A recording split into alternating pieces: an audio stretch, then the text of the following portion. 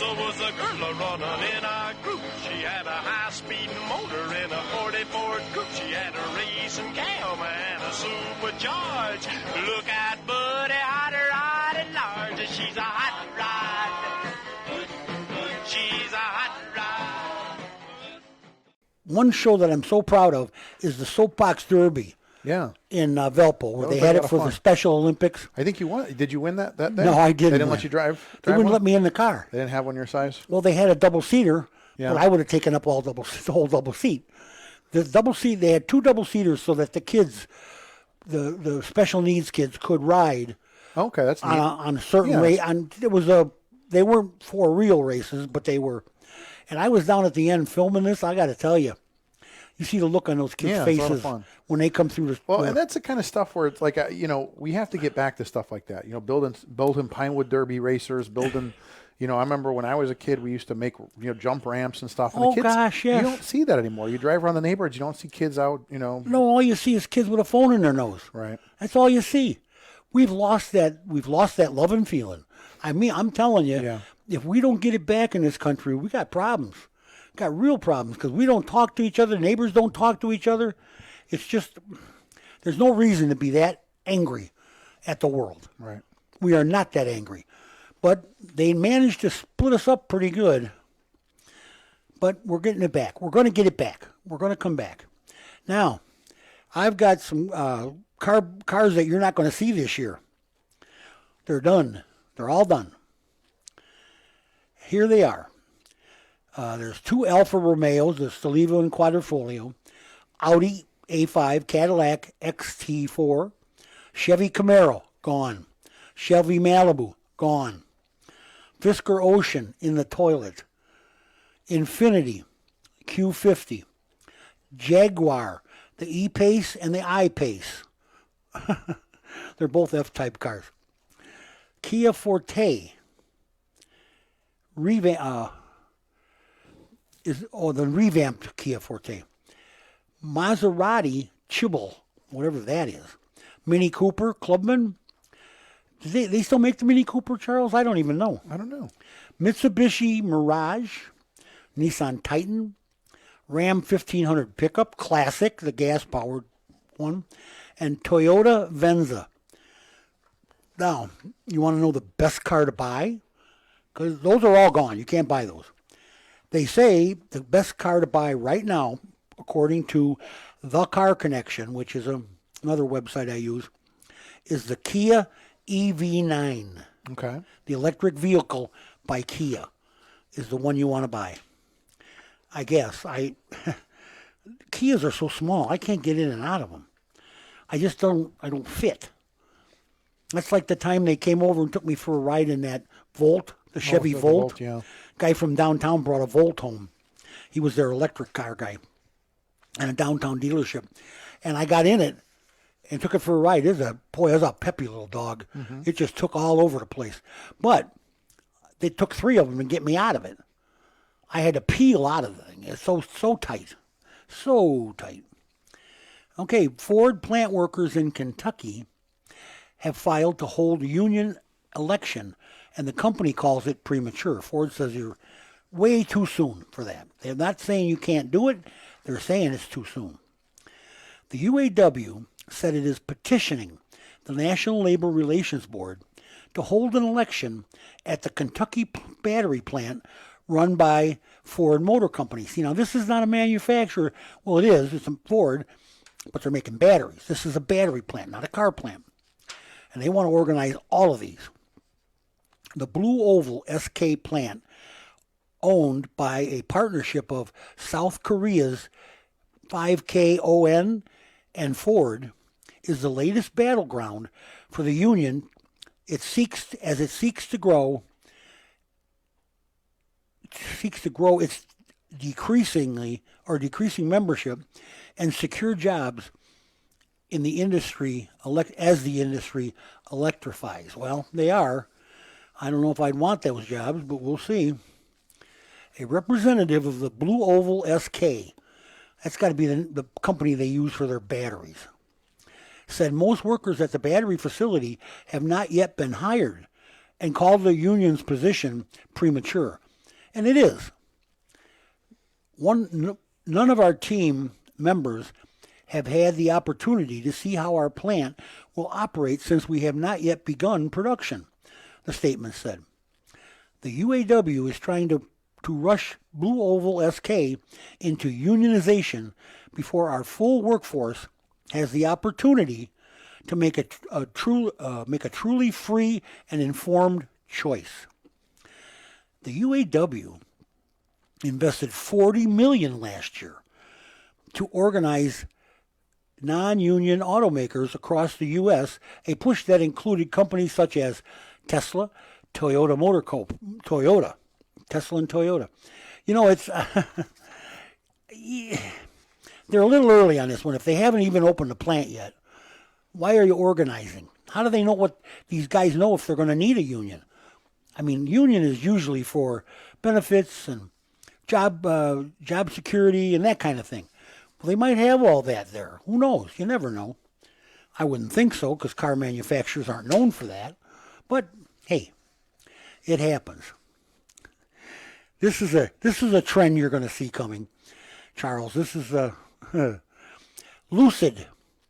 Lucid to pay fired workers $258,000 in a settlement in a win for the UAW organizers.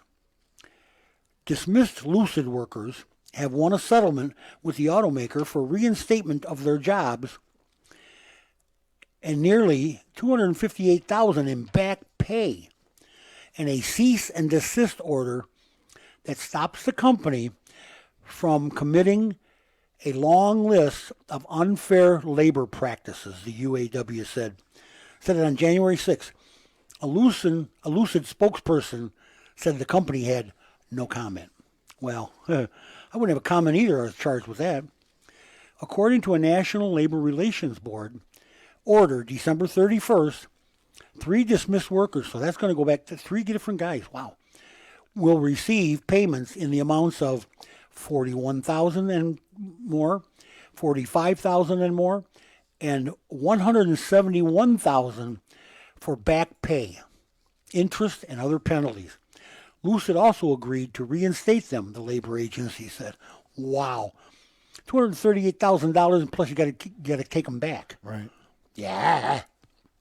The UAW said settlement stems from unfair labor practice charges it filed for the 2023 firing of 3 workers organizing with the union.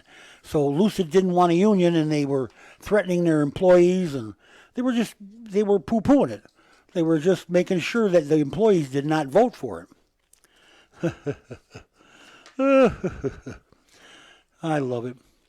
Well, the tech transformation is going away. And this is an opinion by Automotive News, I believe. It doesn't say that. It says technology, so it's supposed to be true, but I don't know. Here, you decide. The decade-long attempt by legacy automakers to transform into technology and mobility companies has reached a crossroads. Beset with imminent challenges, the loss of global market share to rising China upstarts. Oh boy, here we go. A costly electrification on transition and software-related struggles. They're shredding ambitious bets on projects like robotaxis and retrenching around their core business, which is internal combustion cars. But this is for robotaxis. This is what it's about. General Motors became the latest in early December, shelving its Cruise robotaxi business, and they should. It kept running over people. Only a year ago, executives believed it would bring in $1 billion revenue by 2025.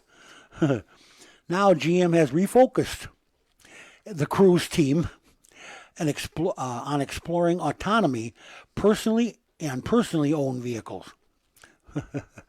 Is a pragmatic and capital efficient manner, CFL Paul Jacobson told analysts.